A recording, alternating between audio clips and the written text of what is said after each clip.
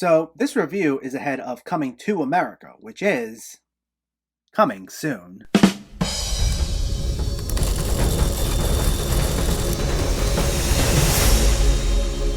What's going on, everybody? Welcome back to my channel. With Coming to America getting released soon, I wanted to talk a little bit first about the original movie, 1988's Coming to America. So, before we begin, let me know your thoughts in the comments on Coming to America if you've already seen it, and make sure to hit that thumbs up button if you like these reviews, as it helps me out immensely by getting my channel out there and growing the community. And if you are new here, I hope you consider hitting that subscribe button so you can stay up to date with reviews of new releases, older films, hidden gems, and so much more on a near daily basis. But let's not waste any more time and let's talk about Coming to America. This stars Eddie Murphy as Akeem, an extremely pampered African prince who travels to Queens, New York, and goes undercover to find a wife that he can respect for who she is, and vice versa. This is directed by John Landis and is the second collaboration between him and Murphy after Trading Places in 1983, with those two movies apparently taking place in the same universe, as we get a cameo from Don Amici and Ralph Bellamy as the Duke brothers here. Waterman, we're back.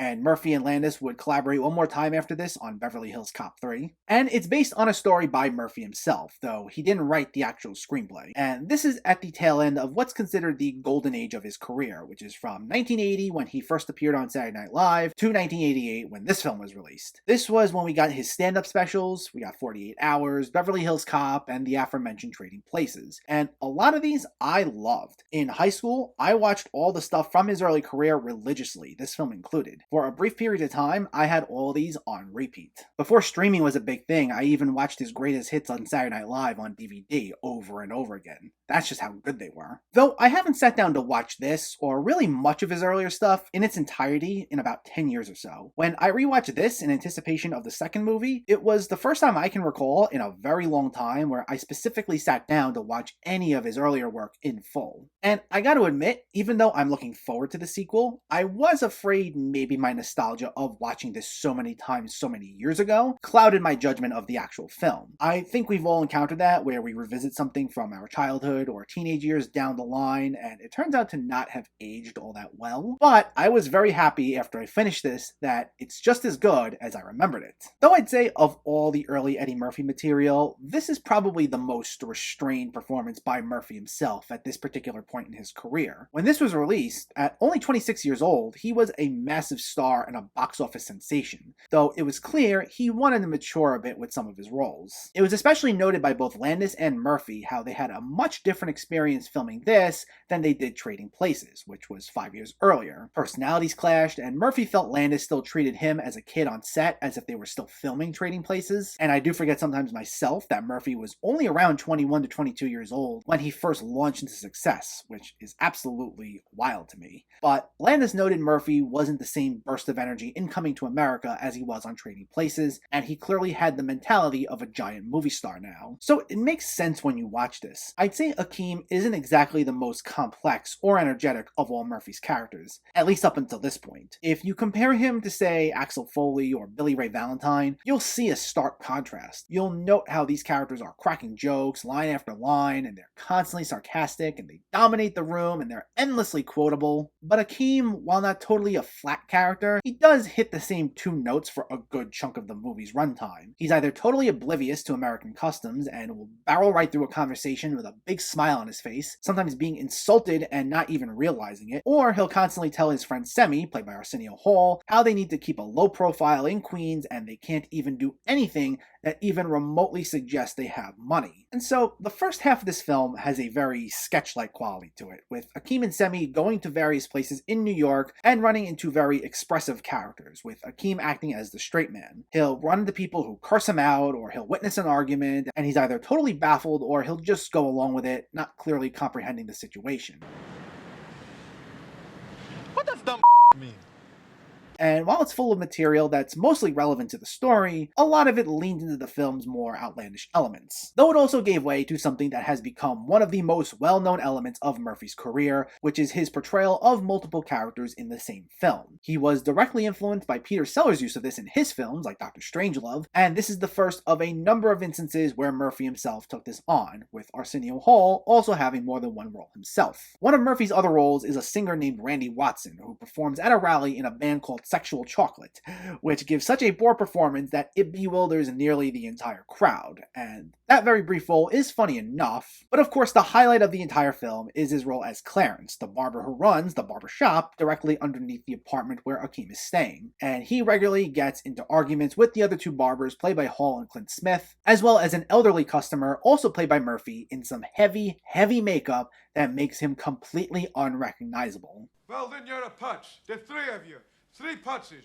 You should change the name outside from Mighty Shop to the 3 putzes. They all appear in a handful of segments scattered throughout the movie, mainly in the first half, and even though their appearance is brief, they are by far the funniest parts of this movie. And these are really the only times you see Murphy bring back some of that same fiery energy that he had in his earlier films, going on fast-paced rants and long tirades every time he opens his mouth. While this is the first time in years I've seen this film as a whole, I have watched clips of those moments specifically online countless times, and they still get me every single time. While the film is often very funny, there is also a sweeter quality to it that's brought out more to the forefront in the second half, as it hones in on its more romantic side, with Akeem trying to win over Lisa, played by Shari Headley. Now, is it something that breaks new ground in terms of the romantic comedy genre? No, not at all. There are elements of it that will feel a bit familiar, like the fact that both Akeem and Lisa's respective parents each have their own plans for their children, and they both feel misunderstood by them. Though at first, early on in the film, it is played for laughs, when Akeem tries telling his father King Jaffe, played wonderfully by James Earl Jones, what he's looking for in life, and the king is clearly missing the point, but he dominates the conversation anyway, and barely lets Akeem get in a word, and he pampers him so much to the point that Akeem is followed around by royal servants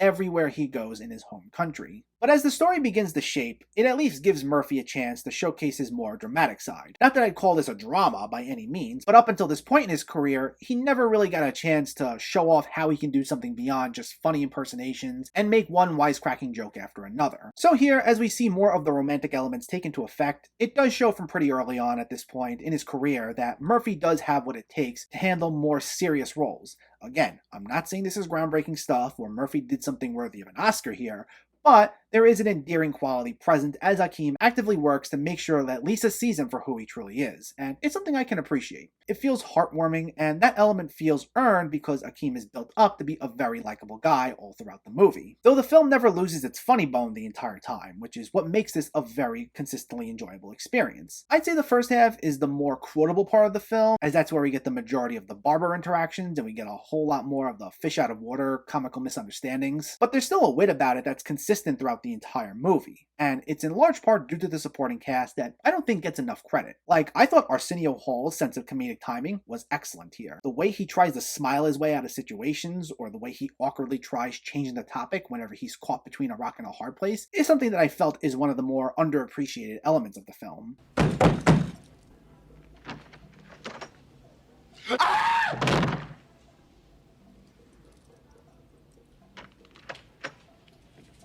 Your Majesty! And the same goes for John Amos, who I thought was another major highlight here. He always had a fun, quick-witted response to just about everything, and he's another one who tries to smooth talk his way through situations, especially in the latter portion of the film, and the way he plays off the rest of the cast was often a lot of fun.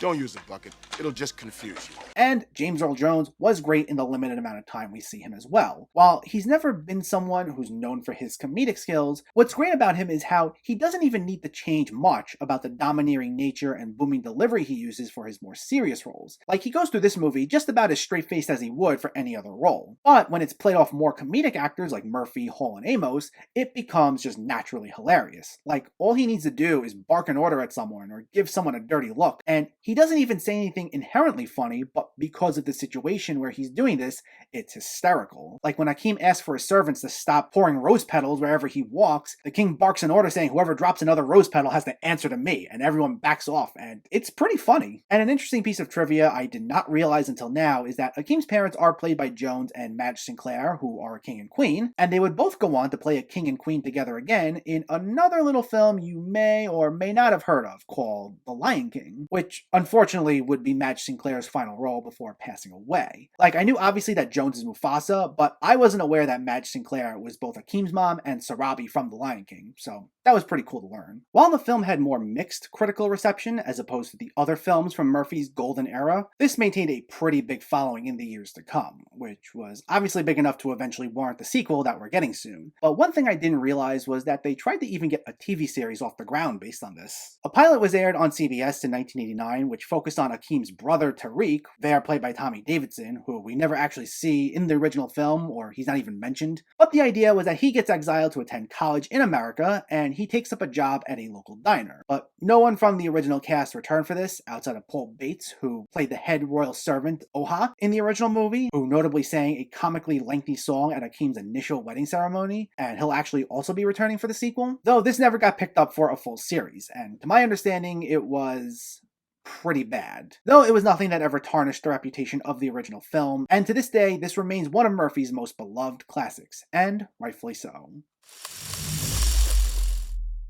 This is still just as good as I remembered it to be. It's not groundbreaking by any means, but it's just a really fun movie. And it's a showcase for the extremely talented Murphy to show off both his ability to be a little more serious, as well as to kick off what's become one of his most well-known qualities of taking on multiple roles in the same film. It's still just as quotable now as it was then. It's supported by the talents of a charming supporting cast that includes Hall, Headley, Amos, and James Earl Jones, and it finds just the right mix of heart and humor to make it quite possibly one of the funniest films of the 80s.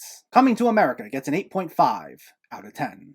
Be on the lookout for my review of Coming to America as soon as it's out, and in the meantime, let me know, did you see Coming to America, or are you planning to see it, and what were your thoughts? Was this one of your favorite Eddie Murphy movies? Are you looking forward to the sequel? Let me know in the comments below so we can discuss. Also, if you enjoyed this video, please like it and share it, and for more movie reviews and film discussion, please make sure to hit that subscribe button to stay updated. Thanks for watching everyone, and keep having fun with film.